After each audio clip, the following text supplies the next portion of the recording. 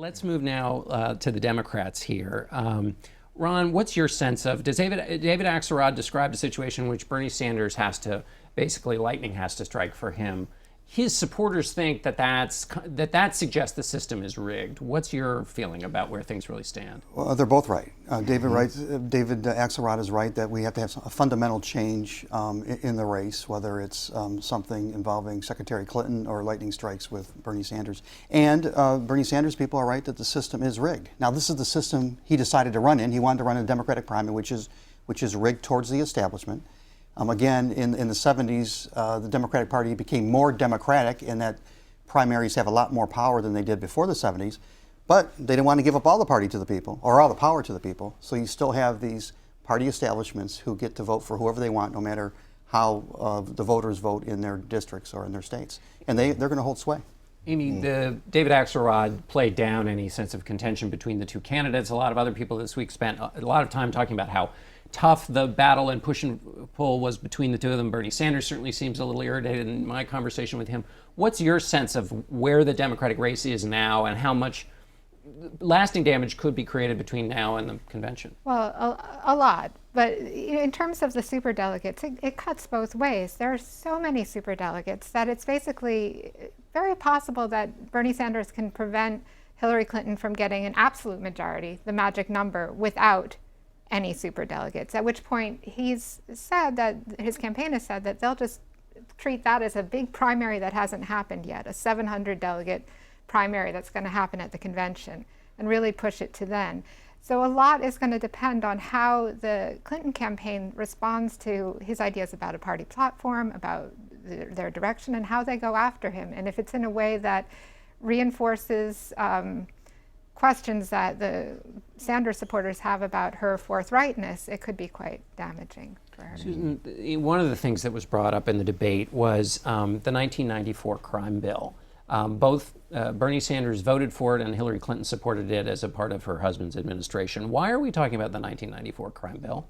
Because politics have the position of the Democratic Party, the ideological position has really shifted to the left, and also because it's a different time. Crime is much less of an issue now than it was in 1994. A lot of people lined up behind the 1994 crime bill, but look at what Hillary Clinton herself has described as the unintended consequences, which was the incarceration of so many African Americans, especially African American men.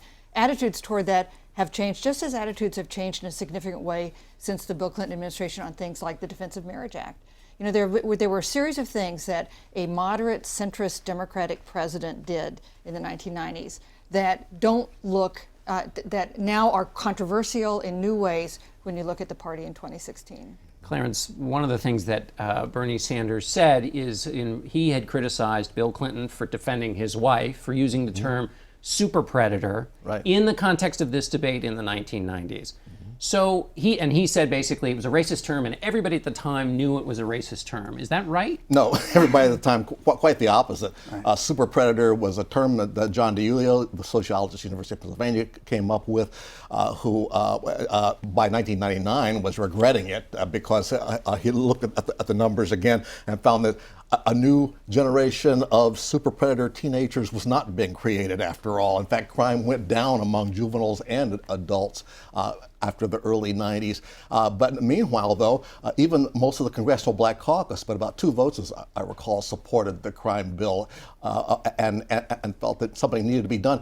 The problem was, D'Aulio wanted a broad-based a group of reforms to try to prevent crime, turn young people away from crime. The Republican Congress at that time was more interested in punitive actions, and that's why the whole mass incarceration trend increased. Nowadays, Susan's right. You've got a cross-party coalition now of folks, even Ted Cruz and Rand Paul, who want to see the high cost of incarceration and the ineffectiveness of it reversed. So it's a different world now. As a policy matter, there are now tens of thousands of African Americans who are in jail right now under sentences that have been rolled back by Congress because of the crack, the cocaine disparity. But they're still in jail because they weren't grandfathered. And with a stroke of the pen, President Obama can free them. And for some reason hasn't. I mean, there's just been a few, 30 or 40, but there's thousands of African Americans who are in jail under this old crime bill that now the Democratic Party is abhorrent to, but the Democratic liberal president, for some reason, hasn't used his executive clemency powers. I can't figure it out.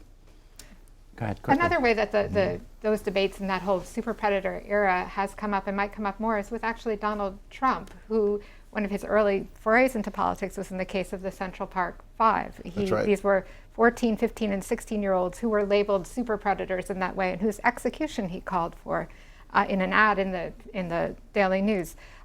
He later, when they were exonerated, when they were shown to be innocent in the last year or two, has not regretted that at all. Has said that they were pulling a scam on the city. I want to just quickly, before we leave here, mention, Ron, your new book, Love That Boy. Tell us quickly about where the title comes from. There's a political tune to it, and we're going to talk about this later on the web. But Thank you. When my son was 5, he had a quirky, awkward encounter with President Bush. My son was quirky and awkward because he has Asperger's syndrome, a wonderful quirky condition. And President Bush, on the way out, grabbed me by the hand and said, "Love that boy." And at the time, as a father struggling with this, I thought he meant, well, that's kind of quaint, to love my boy despite his idiosyncrasies. And over the course of doing this book 10 years later, talking with other parents, a lot of child development experts, I realized I need to love my son because of what makes him different, not despite of. And very quickly, and you then go on tours with him to historical places. Including he visited with President Clinton and President Bush, and they both could not have been more gracious. It's a good reminder of how decent these men and women that we cover, that we often, people like me, get cynical about. It was a very gracious thing they both did. All right, Ron, thanks so much. Thank and you. thanks all of you so much for being with us.